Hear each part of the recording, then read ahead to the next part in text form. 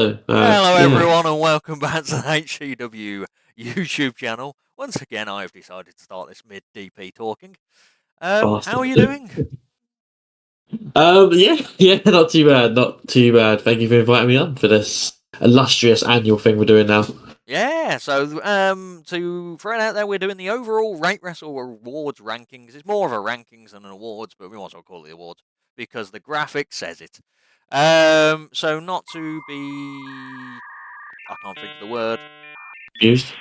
Confused, yeah, that'll probably be the best one. I'm confused about thinking about the confused. Of my actual yearly awards that run from May to April every year. This is more of an overall of all the time I've been rating matches. So since 2019, but like obviously been watching a lot of older pay-per-views and stuff like that. So it'll be a mixed bag of a lot of new guys, but there will be some old people in there. Today we're going with top companies, which I think I did with Frozzy last year until I decided that you're probably better to be on because Frozzy doesn't know anything. For we like random when it comes to randomness, so he's very straight down the middle. Mm-hmm. So top companies, to qualify for this, you must have had to. Well, I must have seen 70 matches. This is event based and pay per view based, so not Raw, SmackDown, and stuff like that. Yeah. And it classes like indie events and so forth like that. Only Fair enough. 21 companies have qualified this year, and we're Cool. moving in. Number 20, DP, is ECW. Okay. Okay. So I've seen 285 ECW matches. I'm watching ECW, WWE, and WCW in order at the moment, and I'm in 1999 for anyone that's wondering. So ECW matches, I've watched 285 of them, and they have an average rating of 2.29. Not exactly a strong rating there for an No, average. that's more on the fact that probably 1993 to 1995 it was ass. And you had stuff Yeah. like the Executioner running around and people like, but it wasn't like the actual good Executioner. It was just a guy called the Executioner. Oh, okay. Like, I'm just gonna randomly hotshot a match from early ECW era because you've watched ECW at this point now in order. I mean, I watched some of it. Yeah, I wasn't a big fan of it or anything, but Sure, no, that's fine. Yeah, so yeah, no. just throwing out there. So the first Jimmy Snuka versus JT Smith. Larry Winters versus Tony Stetson. You know, that kind of like, okay. So that's where they're probably getting the lower rating. Yeah. Last few years have kind of built it up because ECW were like low rated on my listing, but yeah, it's kind of being built up. So they may get off the bottom spot. Who knows? They were last year's 22nd. This year, 21st. Highest ever they've been is 14. Right. Exciting. So they're on the way up. Yeah, they're Slowly. on the way up that rising company ECW. Yeah. Next up, we've got at number 20 NWA. I've watched 209. I'm assuming this is. Sorry, I'm assuming this is older in a way. Yeah. Not This is there'll current. be the odd. This well, it's classed like it's all the same lineage, isn't it? So it's there's some like ECW AC3 in there, but mainly it's like 1980s before it went to WCW. Watched 209 matches of that, and it's an average rating of 2.43, so it's a slightly higher one. Last year they were 20th, so you'll see a lot of this is that just because a company's been dropped out because I haven't watched enough, they've just gone up slightly. Highest rating ever, 12. Yeah, that's fair. East Out of curiosity, Karen. out of curiosity, have you seen? Is the famous or infamous? Sorry, Tyrus. Sorry, an EC3 match on there on your listings for that? No, yeah, like I don't even bother with NWA at the moment. I'm like, grief. Don't even start that. No, yeah. So it's a mixture of obviously you've got like the banger matches of like Ric Flair versus Richard Blood. Which no one will know that joke because that video's not coming out till February. I just realised. Hey, I remember saying that back in January. Yeah. So you've got mixtures of them kind of matches, and then you've got like then you have things like Dusty. Let's talk about Jimmy Valiant versus Paul Jones and Sam Houston versus Bill Dundee. The kind of matches where everyone was on their last gasp. So that's the reason. And then NWA had pay-per-views where it would be like 15 matches on a card. Yeah, like AEW. Just like progress. Moving on to number 19, we've got CZW. Their highest ever ranking was 11th, and they were 19th last year. Still got the same pattern, if you noticed. Wait. I've watched 154 matches. I would say 100 of them, 110 are probably tournament death. Yeah. Average rating of 2.47, so just above NWA. Tournament death matches in the old school vein, like been watching a lot with Alton Thorne recently, and when he was doing them, you either have really good ones or you have wow, that's bad. And that's the trouble with CZW. Like recently, I've not been paying attention much because it kind of fell off. I watched this year's Tournament of Death though, with Big Fucking Joe winning it. Spoilers. Everyone knows by now. It's like with June last year or something, was it? Moving in to number 18, we got WCW. Yeah, start a pub company though. Just watched 665 matches of WCW. Oh, you know. Average rating of 2.5. 18th last year, 13th their highest. WCW are a mixed bag, and the worst thing is I'm in 1999 now, so it's gonna get worse. Oh, yeah, you're getting into like prime Russo territory. Yeah, there's not gonna. The rating's not gonna improve, is it? It's just gonna go down. Like, they could end up getting down to ECW level because, like, yeah, Russo territory is not a good territory. But WCW early on stuff with like Cactus Jack and stuff like that was good. But and then the early Hogan stuff, and yeah, it just kind of fell off, and now it's here. Yeah. Number 4 to 17, we've got Impact / TNA. Watch 552 TNA matches more than Impact. Average rating of 2.61, so you can see the big difference already from WCW. They were 17th last year, still following the trend, and highest ranking ever of 9th. Yeah, that's fair. Yeah, I've got no queries with that. They've had a lot. They've had an up and down year, and I'm assuming your ratings also include like old events as well. Yeah, So. a lot of it is TNA. I only watch Impact when I've heard there's a good match. I might start watching them more regularly now because they've gone back to TNA, and the it seems like to have a good roster. Yeah, So absolutely. I might give it a go. And they get Ospreay and people randomly and all the time. Mm-hmm. Number 16, the WWE. Oh, controversial. 1,059 WWE pay-per-view matches. Ooh. 2.70 rated, 15th last year. So the trend didn't continue because someone was 16th at some point. And the highest ranking's 8th. WWE will always be a mixed bag of like crap from the early era, and then I'm getting into I'm just in the middle of the Attitude Era where but like you gotta say, Oh, like, the you're Attitude in. Era is fun, but the matches probably aren't the greatest. Yeah, you're in like prime. Like the shit is the shit, and Yeah, the good is the good. Like. yeah. Like and then obviously yeah, you just had the pre WWE era where some stuff was good and then main events were crap. Like recent WWE's been good, and it's probably pulling the rating up. But yeah, WWE 16th. 15th we've got Progress Wrestling DP. Okay. Watched 217 Progress matches. Probably about 200 of them prior to COVID. Average rating of 2.81. Last year they were 11th, so that sums up that there's a big drop there, and the highest rating Yeah. they've ever had was 4th. Yeah, that's out. Yeah. We've discussed this. I don't know if we've discussed it live. Progress have not really motored in my eyes since COVID.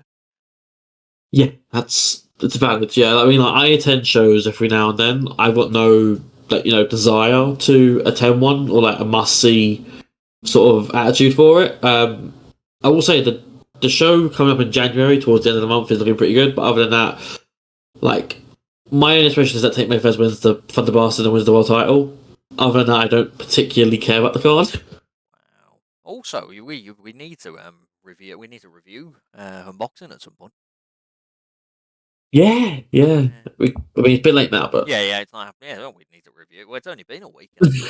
I'm not doing it now. I know, but yeah. It needs to be reviewed. Next up, we got a number 14, Fight Club Pro. 134 matches. Shows now. 2.76 over. That isn't right. 2.76 is lower than Progress, so I've clearly You marked lie! off the You thing wrong and lie! not put it on the website correctly, so I need to Oh get no. that rating. Glad I did this. 2.81, same rating as Progress. Just slightly higher on the kind of if you go for the decimal graph, which I'm not doing that. Last year, 14th, highest ranking of 5th. Fight Club Pro was very, very good, and then some of it was very, very bad. We won't go into much depth of it due to obviously reasons, but I liked Fight Club at times. Yeah, that's good. At 13th, we got Evolve. I've watched 84 matches of Evolve. Mainly are on the network, where they're in order for a bit. I watched the anniversary show. Evolve was one of them ones as well, at 2.83, highest 12th, lowest last year 12th. It's one of them companies where it was the main attractions were good, and then you'd Yeah. see people like Cheech and Cloudy in a tag team match, and like, okay, Yeah. like, okay, That's that's gonna be yeah. fun. It's all like the American Progress. If I had to put it in a sort of category like that, it's like it has like the guys you like are in the poor matches, the guys that you just don't know, or guys who maybe aren't as well trained, or guys who haven't been in the business that long, and then you got like the main events who are really good. Like obviously people like Austin Theory came through there, and then he's fantastic. But like Yeah, it's also it's the same as in Progress, isn't it? It was very import based. You were there to see the import, which is bad, but like people when Hideka turned up and stuff like that, you were there to see that. And I think that's what Progress has lost. They've lost the element of the import of like Gunther, Riddle, unboxing. yeah, it's that kind of like look at unboxing, yeah, unboxing. Like we will review. It just didn't have much surprise element at all. Yeah. Number 12, we've got GCW. I've watched 481 GCW matches, a very mixed Cool. bag of death matches / comedy / crap. Yeah. 2.84 rating, 10th last year, highest ranking of 6. GCW, I was really high on a couple of years ago, and they've kind of faded away. I think AEW slightly ruined them for a bit because, like, Yeah. high progress of GCW was when Joey Janela was at his mainstay, and then he went to AEW, and then it kind of fell off slightly. Yeah. Okay. I watched, which isn't including this because I've watched it past this, the Nick Gage Invitational yesterday. And it was it was good, but it was also a bit like samey. Yeah. And I feel like JCW just need to they need to suddenly find someone again that can bring a lot of gumph to them. Yeah. They're rolling out Nick Gage again. Yeah, I fully agree. I think it's like I don't know if you watch like Wrestling Evolve and stuff, places like that, but like they do the same formula with each show, unless there's like a certain gimmick or certain theme to a show, like tag team tournament or like whatever. Like it's gonna be the same sort of thing. Like you've always got like some sort of 6-man scramble. You've always got some comedy match. You've always got a death match, Lucha. a tag death match, a lucha match. Like it's always the same sort of stuff. Like And then a every random show, there's a old guy variety. might turn up like Ricky Morton. Yeah. Or like Mike Jackson. Or like no, you love. Is it Mike Jackson? I have a humble his name. Mike Jackson, it is. Yeah. But yeah, so they kind of fell off slightly. Like I still enjoy it. It's just not as wow as it used to be. Number 11. Hey you. Yeah, you. Do you like this video? There is a button. It's a very sexy button. It says subscribe on it. I wish I could click on it, but YouTube won't let me. Damn fuckers. We got Kamikaze Pro. 198 matches I've seen a Kamikaze Pro, 2.88 rated. Last year they were 13th, they moved up to 11th, so they were moving on up. Highest ranking ever was 10th. Kamikaze Pro have suffered since COVID. They've moved to more of a dojo-based company. Previous to that, they used to have big shows. People like main events of like Trent Seven versus Zack Sabre Jr. was one of them. I think Keith Lee was on cards. Like they'd have random imports that were like more of a name than the actual talent, like Abyss. They had great matches like Will Ospreay versus Ryan Smile. Dan Maloney, Stomping Ground, Pete Grunt, and then COVID happened, and then they've had probably about 3 or 4 main shows, and the rest have all been dojo shows. So the trouble with dojo shows is obviously like the people like Edgar Adams have shot out the block and they're in amazing matches, but then you'll have newer people where they're new, so it's fair enough they're not going to have like a 4 or 5 star banger all the time. So it's always going to be a mixed bag of like overall rating of a show. It's never going to be like amazing. Yeah. So, would it be fair to sort of say like Kamikaze has a lot of like big fish in a small pond sort of scenario? Not really. I don't know. Like, it's not really. Like, you got people like Man like the Race who he was everywhere right now. So he feels a bit off on the dojo cards because he's there to he's there as the main champion. So he feels off having him on the card. Same with Chantel Jordan, even though she's like a Jodo. It seems like they're there to just have matches with the younger guys, which is fair enough because that's how it works. But it's also it needs the main shows again just Yeah. to like have that vibe. Because when they have main shows, like they had a main event the other month, Clint Margera and Luke Douglas versus Sunshine Machine in a Falls Count Anywhere match. It was fantastic. Yeah. They're just not getting them as much. I'm hoping they do a lot more this year. Mm-hmm. 10th we've got DDT. 171 matches, 2.91 rating. Last year, or the 8th, highest ranking was 8th, so the drop down couple. DDT once again are a company that I got really high on, and then it became a bit odd. And then there was the Pheromonas era, which was awful, Yeah. awful. The Pheromonas matches might have knocked around about 0.10 rating off this overall. They might be in like 8th, 7th, but I was rating them like Yeah. 3.25 and stuff like that because they were just awful. And it's Yeah. not even like they were just not funny. Yeah, no, I agree. I think it was good the first couple of times that they were doing their stuff, and afterwards it's like, okay, guys, do something different now. Like, come on, like mix it up, do something. Like, it's all well and good you want to show you on TV, but like, is that what you're gonna do? Like, Yeah, it's the same as Antonio Honda as well. Like, it's fine seeing him a few times, but then when you see the leg trip thing for the 50th time in a row, like then because I don't speak Japanese, it makes no sense to me when he's going, what yeah. is that? What is that? He's like, I don't know, you know, when I've seen it the 50th time, it makes no sense to me. It's the Toriano problem, isn't it, with New Japan as well? It's like Yeah. you see one match, it's fun, it's whatever, and then you see it again, and it's like, oh, he's doing the same shit. Okay, okay. 10 matches in, oh, he's doing the same thing. Yeah. Okay. And then, so there's trouble. Like, Chris Brooks has been a mainstay, like a massive mainstay on there. Mao, Shunma, Katsuma, people like that have kind of really enjoyed it. Yun Akiyama.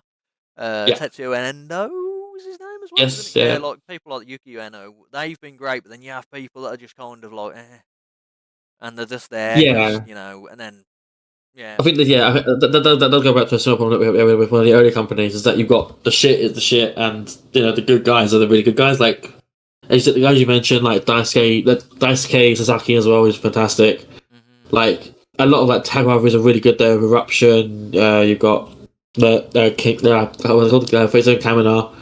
Like there's so many different like groups there, stuff like, Burning. and then you got like, just the shit like normally at the start of the card. Like, And now it's going to get worse because Saki Akai's retired. yeah. Really emotional match. Anyway, Yeah, it's fun. PWG in at number 9. I've watched 92 matches of that. Most of them were early bowlers. 2.97 rating, 9th last year, so they're matching last year, and they were highest ranking as 3rd.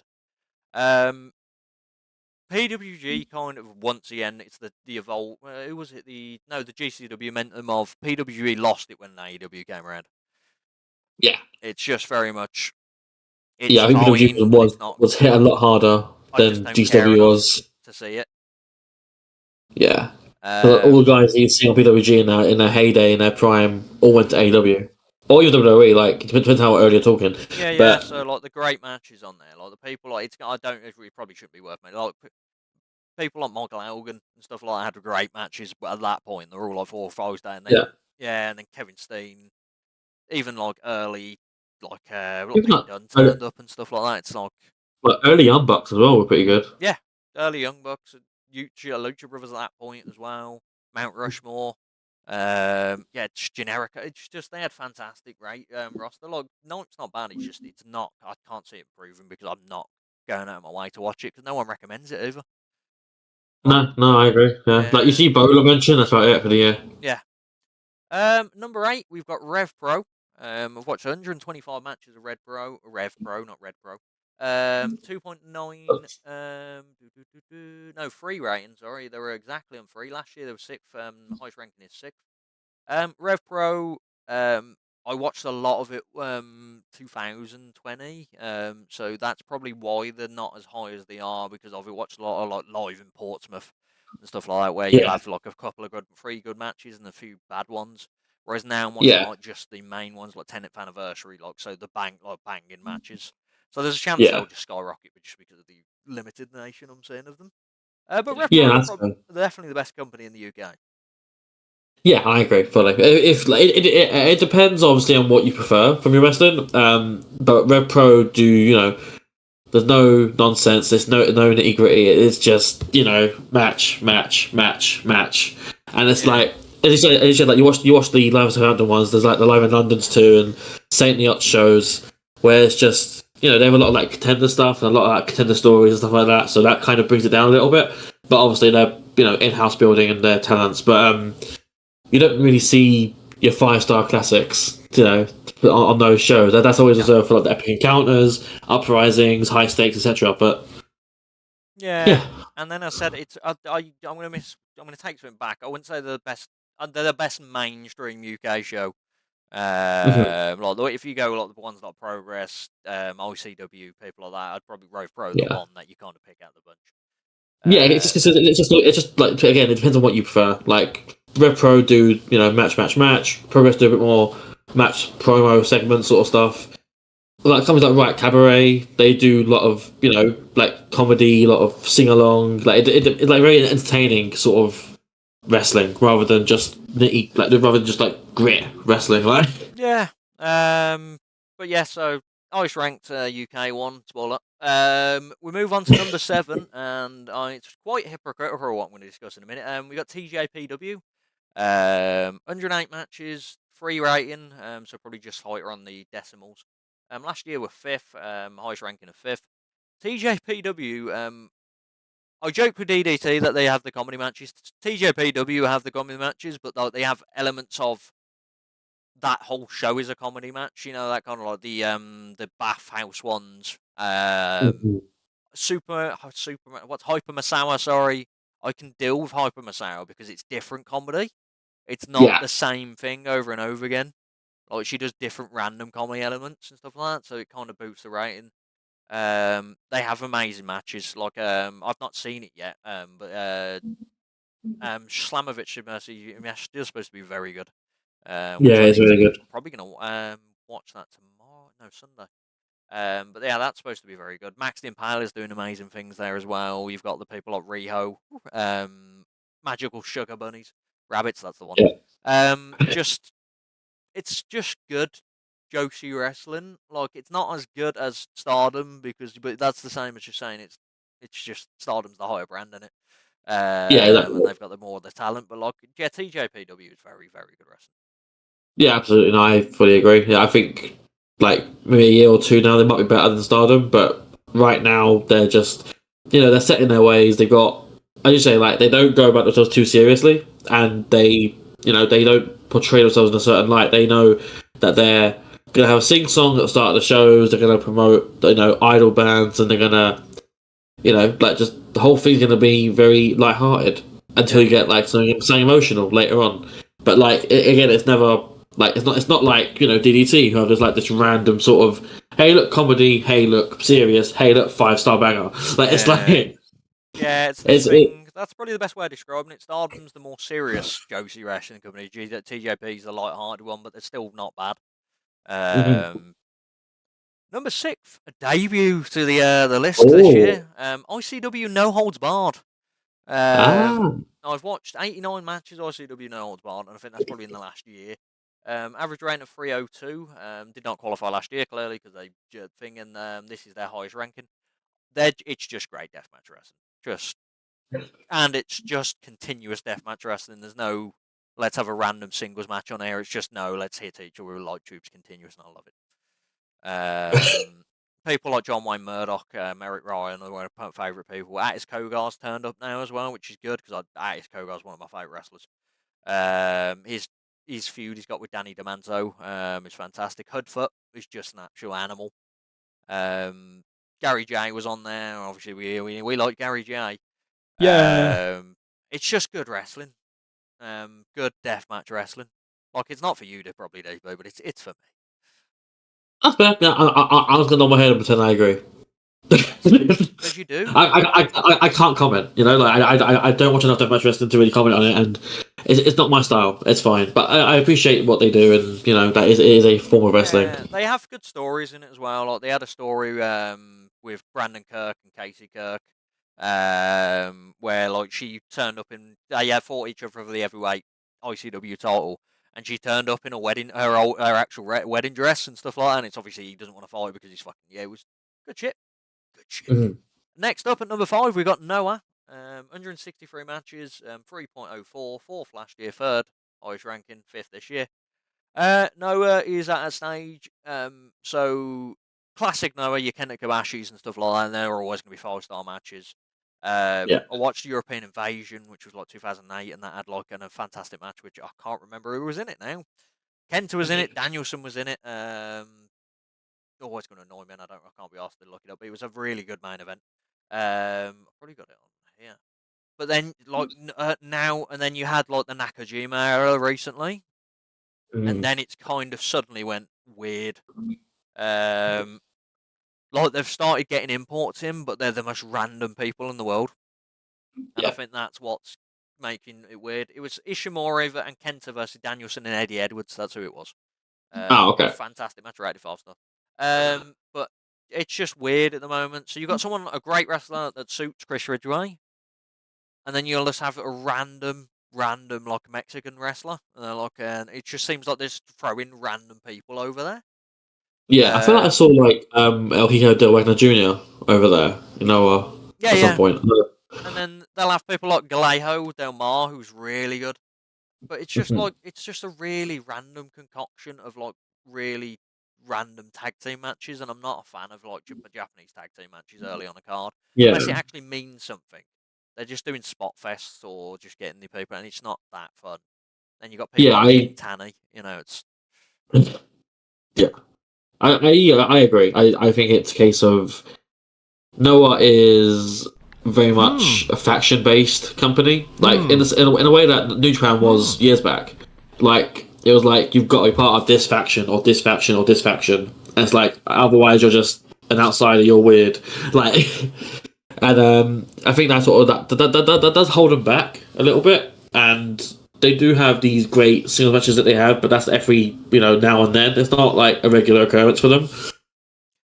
Yeah, and they said that it's weird imports as well. Like I don't remember. I only seen Noah a little bit recently, but I know it's a case like they've had like Rene Dupree randomly. RVD turned up, didn't he, as well, if I remember? Yeah, like they've got Anthony weird. Green from NXT. Like yeah, it's like a weird thing. Didn't Shinsuke turn up? Was that Noah? Yeah, he fought Keiji Muto. Yeah, that was it. Yeah, I can't remember if it was Noah or not, but yeah, it's just like, and then you got it's just you have bangers on there, and like obviously old school Noah, just every match was a banger because they beat the shit out of each other and stuff like that. 4 pillars and so forth like that. Old school Noah is old school Ring of Honor. Like it's the Japanese Ring of Honor. Like yeah. And now it's just kind of like you'll have they'll have 3 or 4. It's like New Japan era. It's like you'll have the last few matches are bangers, and then you'll have really random tag team matches that just bring down your ratings. Listen to me. New Japan's up next at 4. I've watched 680 New Japan matches, 30.05, so they're only 0.1 above Noah. Last year they were 7th, so they've moved up 3 places. Highest they've ever been is 2nd. New Japan once COVID's done a lot for my ratings. I feel like thinking about there's a lot of people are wrestling's lost emphasis. Like I've not watched Wrestle Kingdom this year and I've heard it's been good, so I will watch it. It's just a main event like Naito versus Sonada. I love Naito, but I don't want to see Naito versus Sonada as a main event. It probably is a good main event because they will put on it. It's just not something that's going to draw me in like a Jay White versus Okada match or a like Danielson Okada, which is obviously going to draw me in. It's just there's a lot of events, and then as I said, their rating will always be hindered because they have to have about 5 tag team matches before you get to the actual good wrestling. Yeah, that's fair. Yeah, I think with me, New Japan is like it's a very good company. It's just they push guys I don't like. So for me, it's just like a personal bias thing. But like years ago, like I think it was like 2020, 2021, something like that. They had Evil as the world champion, who No one wants a world champion. You had obviously nowadays. Nowadays, I won't spoil Wrestle Kingdom itself, but you've got like Hikuleo in a big spot. Like he's in a title match. I don't like Hikuleo. He's just kind of boring to me. You got Tamatonga in a title match. You've got He's boring to Sabi me. Jr. in a title match. No, Oh, no. wait. You got Tanahashi in a title match. He's boring to me. You've got yeah. You've got like Naito as well. I get he's a polarizing figure and stuff, but he's just not for me. I don't necessarily like him. Sanada is okay. He's not a world champion. Yeah. It's weird. It's a very weird scenario. I get they're pushing new guys, they're pushing newer faces and stuff, but I don't know. It's weird. Like you got Okada and you got like. I think it's the AEW effect again as well. It's the AEW effect of them losing Omega, and it sounds weird. The Bucks and people like the Page and stuff like that. Like, that era was pretty good, and then prior to that, you have like the Devitt era and stuff like that was very good. So I remember like I watched New Japan 2012 and I watched it religiously like up until like COVID era, and it was like it was so good. I even got my parents involved in watching New Japan, and they don't like other wrestling other than WWE. I was like, holy shit, this is actually really good. Like, and then got to the point after COVID, it was like I can't bother anymore. It was like I don't know if it was because of COVID itself but I lost a lot of interest in wrestling in general, other than like Brit Rest stuff. Maybe it's like a local thing for me or something. I don't know, but I lost a lot of interest with New Japan after COVID, and then they've not done much to really bring me back. Yeah, it's like stuff like the G1 Climax as well. It's stuff like that wasn't that fantastic for no this year. It's just really random and like like a couple of years ago I could watch every G1 Climax match, whereas this year I was going to watch like there was a couple that were high rated and I was about to watch them and went, I've not seen the rest of this tournament. I can't be arsed. So it's really bad. So we're at the top 3, DP. What companies could be up there? So I feel like we've not said Stardom yet. So I feel like Stardom are among the top 3 here. I don't think AW are in here. I don't think you would have rated them highly enough for that because they got a lot of bad matches as well as good matches, but I think it evens out. I don't know if I should go up here. Remember BCCW? I know you read about that a lot. Other than that, maybe an old company as well. Like, I don't know necessarily which one, but probably an old company that don't probably do shows now. So at number 3, we've got Stardom. 204 matches, 3.18 rating. Last year they were 3rd, and then the highest ranking they've ever had is 2nd. Stardom, I only really got into them after COVID, and then like I wasn't there prior to previous COVID, but like Stardom have just put on banging matches, and I'm just a massive fanboy Shuri. That's fair, no matter what she's in, I watch. So I agree with that analysis. I think Stardom are probably the best judge company at the moment. Yeah, that's not undisputed, really. Yeah, like they have banging matches. They even their lower card stuff it's serviceable. Like it's serious. Good. That's why I like there's no and they're all decent. There's not like anyone that's really pants. Yeah, but you also see the progression of younger talent like rising up the card and like becoming high speed champion or potentially like Wonder Kid. Exactly. Yeah, it was out of nowhere as well. Like she's lost the match. It was like, oh, you've got to join them lot now, and it was like, oh, okay. And then suddenly she just turns heel, and it's like, fuck, this is really good. Like over the time that she's been heel, and then it was like Azumi or AZM as well. Like she's amazing. Yeah, Kamatani, Shuri, Julie. Yeah, Kamatani. Yeah, Kamatani a breakout year herself. Well, she was my female wrestler of the year for the last year awards. Not for these, but the actual year awards. But yeah, so they just have great matches. Even people like fucking and Death. She's fun, and it's like she's got the comedy. She does stuff same over again, but she's actually a decent wrestler. And they will always have a 4 or 5 star match somewhere on the card. I'll be honest, this year it hasn't been the greatest of year for Stardom. I haven't seen that much raving about them. But there's supposed to be a good match, which I'm probably going to watch at some point this month. Iwatani versus Shuri was supposed to be very good recently. I'm going to catch that, and then I'll catch like the other people on that show. Yeah, but we're going it's to like even like so. I'll say even like they've had like someone who I famously like among people who know me don't like Tam Nakano. Like she's had an amazing year. Like she's had match after match after match that have been like really high rated in my opinion. Like I really enjoyed her work, even though I don't particularly like her. Like yeah, she was in my top 10 as well. Yeah, I think a lot of these Stardom girls were in my top 10 actually, like Micah and people like that. yeah, We will move on though to number 2, DP, which technically is not like people will argue this and they can, but it's not going to happen. Ring of Honor. I've got them as a separate entity still because that is life. They're treated as a separate entity in my eyes still. They were a separate entity for so long. It's fine to keep them a separate entity for 9. I've only seen 90 Ring of Honor matches, rated 3.21. They were second last year. They're second this year. Ring of Honor pay-per-views, except I haven't really caught up with them this last couple of few, but like the pay-per-views in the AEW era have been fantastic. yes, they have. And then old school Ring of Honor is obviously just superb anyway. But like it's been good matches. The FTR Briscoe trilogy. That's all I liked. Like even like modern day, like obviously you got FTR Briscoes, you got like obviously Athena's title match as well with the women's title. Like her match with Billy Starks is amazing. Yeah, Claudio had a decent run. Kingston's having a decent matches. Shibata when he's doing the pure stuff.